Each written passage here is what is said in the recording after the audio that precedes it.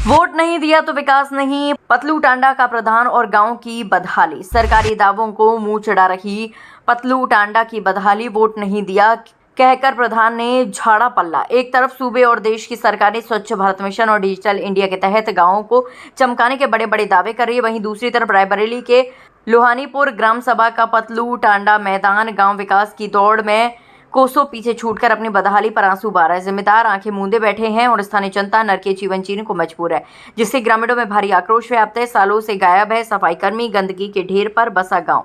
ग्रामीणों का सीधा आरोप है कि बीते कई वर्षों से इस पूरे इलाके में किसी सफाई कर्मी ने कदम तक नहीं रखा है।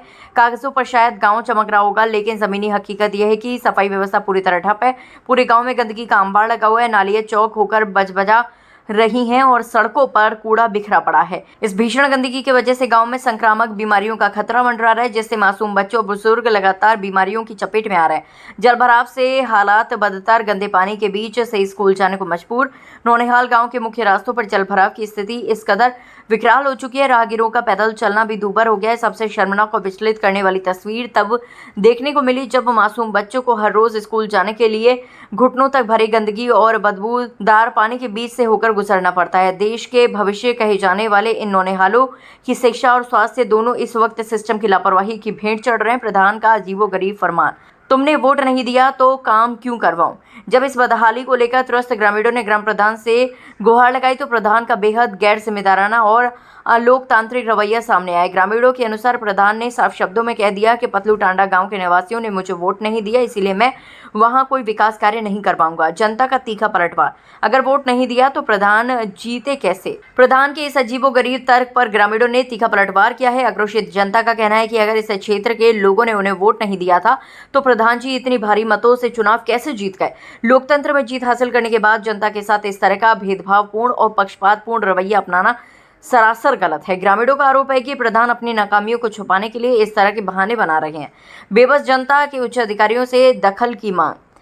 स्वच्छ भारत मिशन के खोखले वादों के बीच पतलू टांडा मैदानपुर की जनता आज खुद को ठगा सा महसूस कर रही है। ग्रामीणों ने अब जिला प्रशासन, जिलाधिकारी और विकास विभाग की उच्च अधिकारियों से मांग की है कि इस मामले की जांच कराई जाए और पक्षपात करने वाले प्रधान के खिलाफ सख्त कार्रवाई हो, ताकि गांवों को इस नरक से मुक्ति मिल सके और बच्चों का भविष्य सुरक्षित हो सके।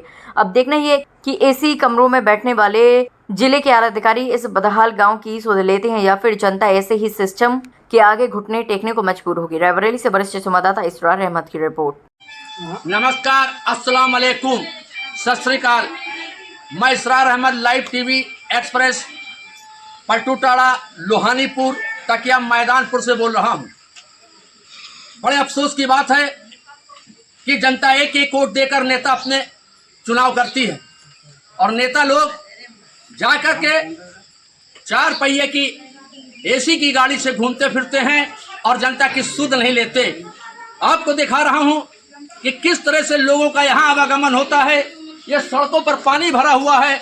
मैं कैमरामैन से गुजारिश करूंगा कि वो दिखाएं कितनी मुसीबत, कितनी मशक्कतों के साथ यहाँ पर जनता का निकलना होता है।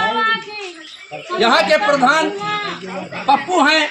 लोगों से मैंने बात किया तो उन लोगों ने बताया कि प्रधान जी का कहना है कि इधर के लोग हमको वोट नहीं देते, इसलिए उधर का काम हम नहीं करते। मैं प्रधान जी से भी विनम्रतापूर्वक अनुरोध कर रहा हूं कि कोई वोट दे ना दे, जब एक नेता का चुनाव हो जाता है तो उसका फर्ज होता है कि वो सभी को लेकर चले, सभी जात धर्म के लोगों को मिले, छोटा बड़ा ना देखे और हर इलाके का काम करे।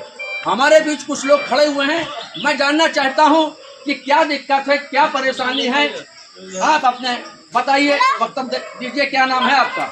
मेरा नाम मसूद अहमद है जी। मैं इसी गाँव में रहता हूँ जी ये समस्या जो है तकरीबन 8-10 साल से चल रही है जी। एक बार इसके लिए कोशिश की गई थी तो ये हुआ कि तालाब का सफाई कर दिया जाए ताकि पानी जो है डाउन हो जाए, लेकिन इससे कोई समाधान नहीं निकला। और अभी बारिश नहीं है तो ये कंडीशन है, बारिश हो जाएगी तो सबके घरों में पानी पहुंच जाता है। बिल्कुल सही कहा। अभी बारिश नहीं है, बारिश शुरू होगी तो हम नहीं, ये खुद जानते हैं कि ये पूरे इलाके में बारिश का पानी भर जाएगा और इन लोगों का आना जाना मुश्किल हो जाएगा। माता जी, मैं माता जी से पूछना चाहता हूँ क्या दिक्कत है? माता जी बताइए क्या दिक्कत है? हाँ, यही दिक्कत है, पानी जो है कितना भर जाता है। अब तो कम बरसात है, बिना बरसे के अत्ता है, और जो बरसी तो अत्ता पानी मंझावेगा। बिल्कुल सही बात है। जब पानी बरसेगा तो इतना पानी भर जाएगा, लोगों के घरों में पानी चला जाएगा। मैं यहाँ के नेताओं से, विधायक से और सांसद जी से भी अनुरोध करूंगा कि एक बार लोहानीपुर, मैदानपुर आए और देखें जनता किस मुसीबतों से जूझ रही है, कितनी परेशानियों का दिक्कत का सामना इनको करना पड़ रहा है। हमारे बीच कुछ लोग और खड़े हैं, बताइए क्या दिक्कत है? कौनी की जाए पानी के या दिक्कत पानी भरा है? हुआ? हाँ, पानी वो भर जाता, घर गड़क गाय दिवाली बैठ गए, घर में पानी भर जाता। हाँ, कोई निकास है घर दड़क गए, पानी भर गया, लोगों का निकलना दुश्वार हो गया। मैं भाई साहब से पूछना चाहता हूँ, बताइए क्या दिक्कत है भाई? पानी भरा हुआ है, यही दिक्कत है। और रोड बनना चाहिए।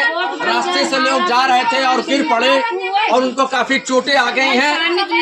मैं यहाँ की न्यूज को कवर कर रहा हूँ, जुड़े रहिए हमारे साथ।